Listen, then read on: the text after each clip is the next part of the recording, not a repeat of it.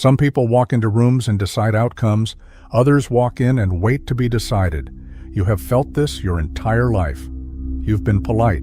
You've been prepared. You've been competent. You speak, you smile, you say what you're supposed to say, and nothing moves. No one leans in. No one remembers your name. You leave exactly how you entered, invisible. Then someone else shows up. They barely speak. They don't justify themselves. They don't try. And the entire room reorganizes around them every single time. No one tells you why. You believed networking was about being likable, about being good at what you do, about working harder than everyone else. That belief is why you're still outside. You over-explained. You listed your credentials like you were on trial.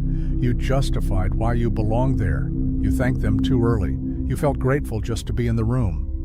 Every one of those moves told them the same thing. You're disposable. Powerful people don't reward effort. They don't reward kindness. They don't reward talent. They reward signal. They reward leverage. They reward safety. And before you opened your mouth, they already knew. The conversation wasn't a test. It was a formality. You weren't rejected in the room. You were filtered out before you walked through the door. Powerful people don't need more friends. They need protection from chaos. They're not looking for talent. They're not looking for loyalty. They're not looking for effort.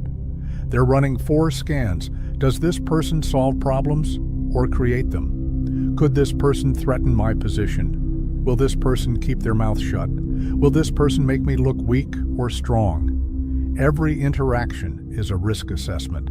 Every conversation is clearance. They don't choose what's best. They choose what feels safest for their survival. You walked in with your heart open. They ran you through a filter. Once you see this, everything changes. Niccolo Machiavelli didn't invent ruthlessness. He didn't teach corruption. He watched how power actually moves and wrote it down. What polite society calls manipulation, he called observation. He wasn't creating villains. He was recording reality. The prince wasn't a guide for evil. It was an operating manual for how humans behave when stakes are high. If you refuse to learn these rules, you stay invisible, not because the world is unfair, but because you never learned the system everyone else is already using. What comes next are not tips, not habits, not advice you apply when you feel like it.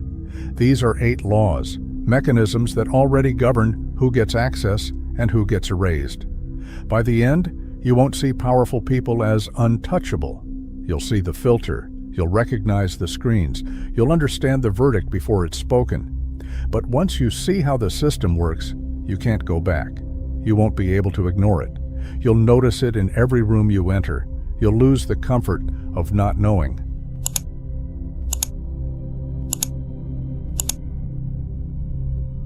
Law 1. Never arrive as a petitioner. Most people walk up to powerful people like they're walking up to a charity desk. They don't say it out loud, but their energy does. You arrive hoping. You arrive needing. You arrive asking someone to believe in you, to give you a shot, to see your value. You think this is humility. You think this is respect. It isn't. It's petitioning. And petitioning signals one thing: liability. Powerful people don't hear your request.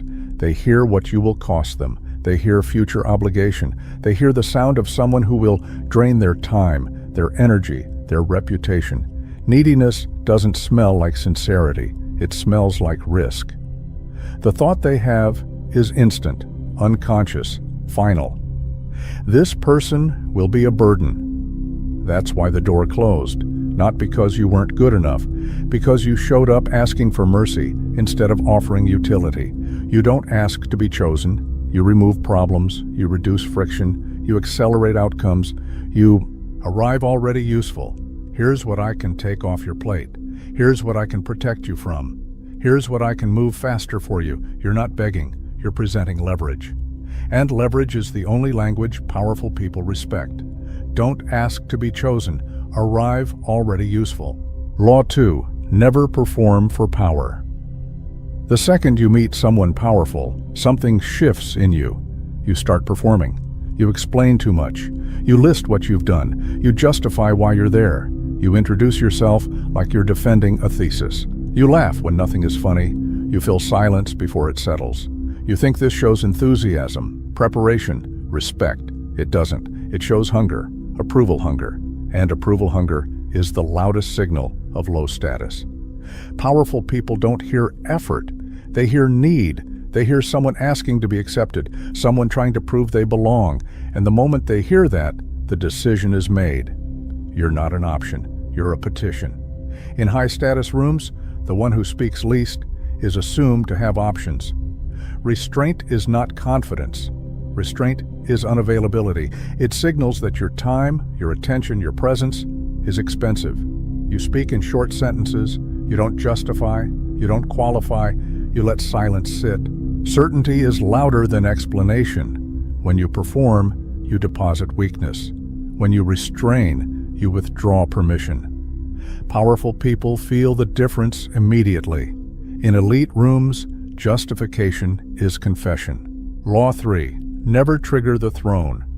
You walk into the room competent, prepared, sharp. You see an opening. You speak. You solve the problem they couldn't. You say something brilliant. You show them what you can do. And the door closes. Not loudly, not publicly. You're just quietly removed. No explanation, no confrontation. You don't get fired. You don't get yelled at. You just stop getting called back. You didn't fail because you were incompetent. You failed because you made them feel threatened. Powerful people are defended by ego and reputation. Their position depends on being seen as the smartest, the most strategic, the most visionary person in the room. If you challenge that, even accidentally, you don't become an asset, you become a risk. And risks don't get fought, they get erased. They don't argue with you, they don't correct you, they smile, they nod. And then they make sure you're never in the room again. The correction isn't to hide your competence, it's to route it through them. You frame your ideas as extensions of their vision. You let them reach the conclusion. You make them feel like the source of the brilliance. You don't dominate the conversation. You embed yourself in their narrative. You don't outshine, you integrate. The throne doesn't reward talent. It rewards loyalty disguised as competence. Law 4. Control perception before logic. Powerful people do not evaluate you logically. They evaluate you emotionally first. Then they justify the decision with logic afterward. Before facts are weighed, credibility is assigned. Before your argument is heard, the verdict is already forming. The brain decides who is credible, who is important, who should be listened to, and it decides fast. Logic is not the decision. Logic is the excuse. There are 2 controls that determine the outcome before you speak. Frame. What the conversation is about. Risk, value, urgency, options. You set the context before they do. Signal. What you are perceived as. Composure, clarity, status. Not what you say, what you project. Most people enter raw. They walk in and let the room define them. They answer open questions. They explain themselves. They wait for the other person to decide what this interaction means. You don't do that. You define the options before they ask. You compress your message into clarity. You project composure before content. You let their brain assign you credibility before you prove anything. You don't enter raw, you enter pre-shaped. Logic is the excuse. Perception is the verdict. Law 5. Borrow trust through a third party. Powerful people don't trust strangers, not because they're arrogant, because strangers are unknown risk. Cold outreach puts you under evaluation. Cold means unfiltered. Cold means you start at 0 credibility. Every word you say, every move you make, they're scanning for threat, for liability, for reasons to say no. Warm introductions do the opposite. When someone they already trust brings you in, you don't get evaluated. You get accepted. Their brain shifts from "who is this" to "this person is safe." You don't build trust directly, you inherit it. The real networking game isn't about impressing people. It's about positioning yourself near trusted nodes. It's about letting your reputation travel before you do. It's about making sure your name lands in their world before your body does. If you walk in alone, you're risk. If you walk in carried by a name they respect, You're pre-approved. Your name must arrive before you do. Law 6, make them invest in you first. If they've given you nothing, they owe you nothing. You remain disposable. Most people think attachment works like this. You impress someone, they care about you, then they invest. That's backward. The person who invests becomes attached. Not the person who asks, not the person who performs, the person who gives. Tiny investment creates psychological friction. Their brain doesn't let them waste effort on someone worthless. So it rewrites the story. I helped him. He must be worth it. This is not persuasion. This is gravity. You don't ask for major favors. You don't pitch yourself. You engineer micro-commitments, a quick opinion, a one-sentence recommendation, a small introduction, a fast confirmation. The ask is so small, it feels costless. But once they've moved, once they've invested even minimally, the attachment starts forming. Their brain begins justifying why they helped. And justification turns into care. You're not begging, you're triggering commitment. The first person who invests becomes the first person who cares. Law 7, create controlled scarcity. You answer every text immediately. You say yes to every meeting. You make yourself constantly available. You think this shows dedication. It signals the opposite. Over-availability communicates low value, not reliability, not commitment, not professionalism. It tells powerful people your time has no competing demand, that you're waiting, that you're cheap. Powerful people respect what has boundaries. Scarcity isn't a tactic, it's how value is inferred. If something is always accessible, the brain assumes it's disposable.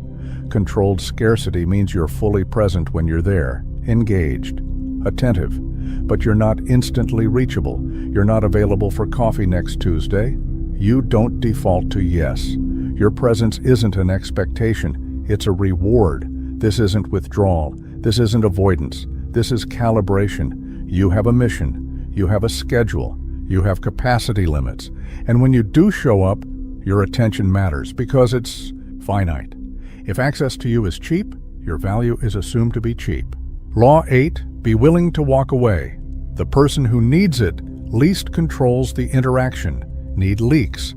It leaks through your tone, through your timing, through the way you agree too quickly, through the way you adjust your posture when they speak, through the urgency in your follow-up.